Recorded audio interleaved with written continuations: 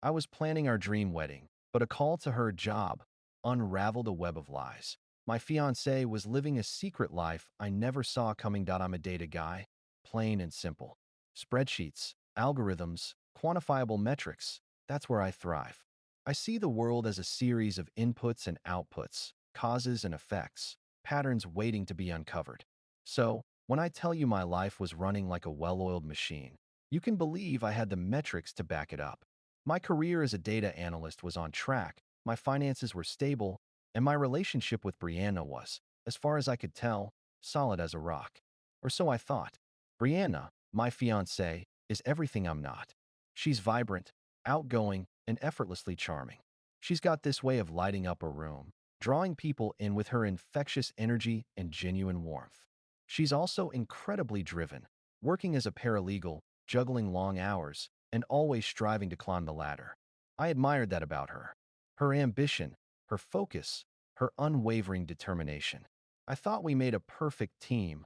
I provided the stability, the grounded perspective, while she brought the passion and the social connections. We'd been together for 3 years, engaged for one. Our relationship had always been a source of comfort and joy, a safe haven from the chaos of the city. We shared the same values, the same goals, the same vision for our future. Or so I believed. The first hint of trouble arose during the wedding planning. I, being the data guy, naturally took the lead on organizing the budget, researching venues, and comparing vendor quotes. Brianna, bless her heart, was more interested in the creative aspects, the flowers, the dress, the color scheme. Honey, I trust your judgment, she'd say, waving her hand dismissively. You handle the boring stuff. Just make sure it's beautiful, okay? I didn't mind taking the reins. I enjoyed the challenge of optimizing the budget, finding the best deals, and ensuring everything ran smoothly. It was a way for me to show my love, to provide Brianna with the perfect wedding without breaking the bank. The real cause for concern began when I wanted to review the proposed dates with her. I thought I was doing something sweet when I took a look at her work calendar, but the Google Calendar appeared blank. I brought it up to her that night, and she mentioned that it was probably a glitch. It was a lie. I started looking at wedding venues that Brianna wanted and began calling her work to ensure she would be free to do consultations at certain times. What I discovered after calling was that her information could not be verified with the supposed law firm. She didn't work there. She was always gone. This led to a series of questions that I felt she evaded and some red flags that I ignored. The red flags included: first, there were frequent work trips that seemed to coincide with major events in different cities. Brianna claimed she was attending legal conferences or depositions, but the details were always vague, and she never seemed to bring back any brochures or business cards. One thing I would have loved to know at the time was if other companies were offering a conference that the company did not know about. Second, I became worried when the large sums of money never made it to her saving account. She had said that she was putting away some money every week for the wedding, and that she would be able to afford her dream dress. The money was not showing up in her account, and I began wondering where it was going. Third, there were all the family and friends I had. While Brianna was open to meeting people I knew at school, she was apprehensive about the idea of meeting family. She always came up with some new reason why she could not meet them, mentioning that she had work all the time. She constantly evaded all opportunities to be there, and it was always another excuse. Knowing there was no way I could handle this myself, I reached out to Lucy, a good friend I have and someone who is excellent at getting me out of trouble. I brought her all the information and the concerns I had, and she was extremely helpful. She validated what I was feeling and said, "It seems as though you're not crazy, and what you are feeling is legitimate. Let's dive in and figure out what is going on." And that's when things started to unravel. With Lucy's help, the carefully constructed facade of Brianna's life began to crumble, revealing a reality far more complex and unsettling than I could have imagined.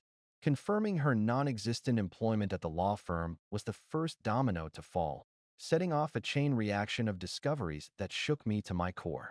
I was not just engaged to a woman with a secret. I was engaged to someone living a completely fabricated existence.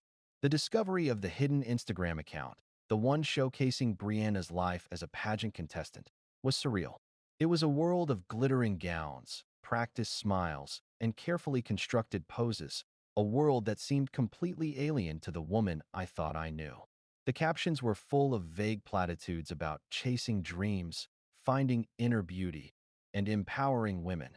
But they offered no real explanation for why she had kept this a secret from me. Okay, so she likes pageants, Lucy said, scrolling through the endless stream of photos. It's a little weird that she never mentioned it, but maybe she was embarrassed or something. But it was more than just embarrassment. The more we investigated, the clearer it became that Brianna's pageant life was not just a hobby. It was a carefully cultivated identity, one that required her to actively conceal key aspects of her life, including her relationship with me.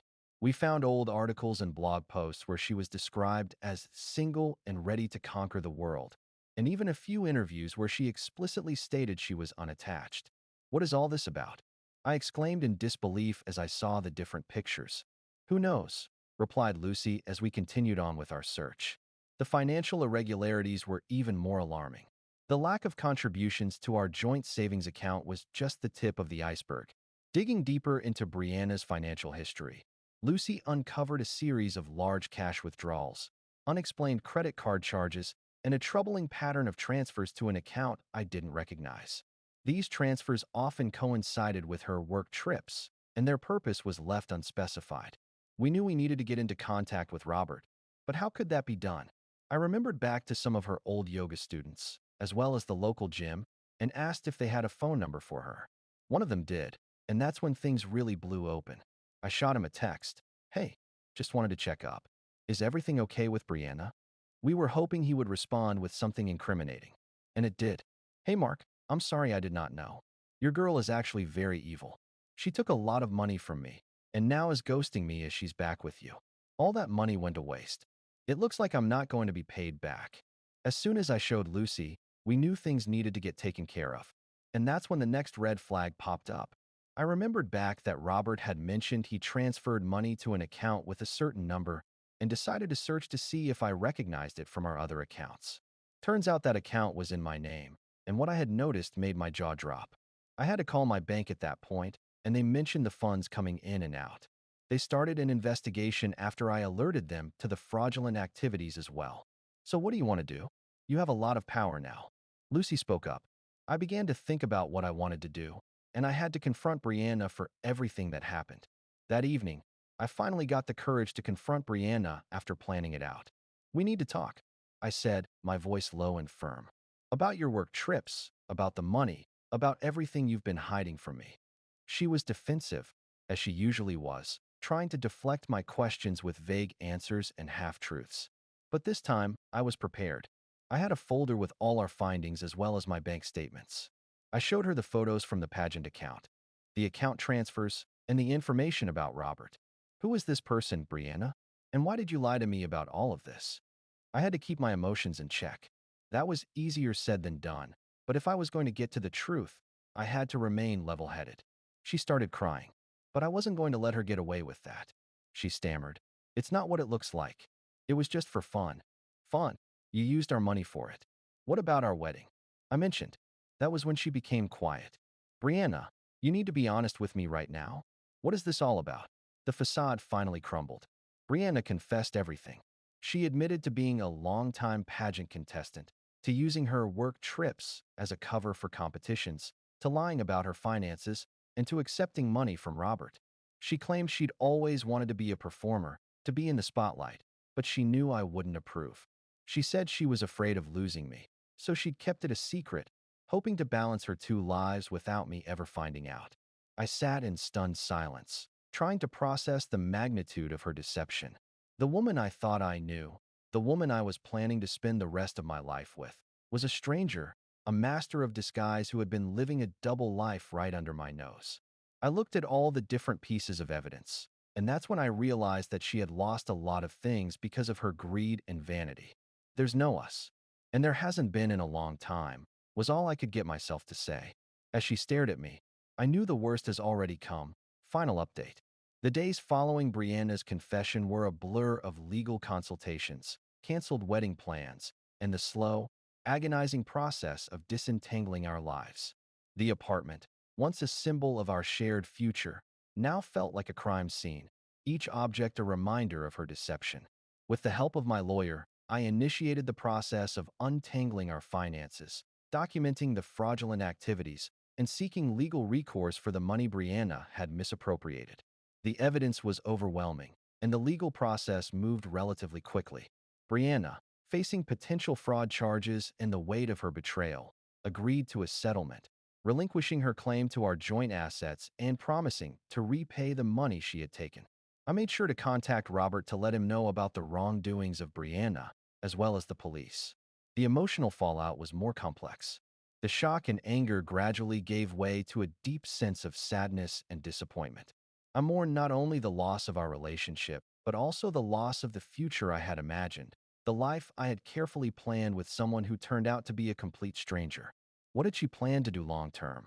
I couldn't help but question my own judgment, wondering how I could have been so blind, so trusting, so utterly oblivious to the red flags that now seemed so glaringly obvious.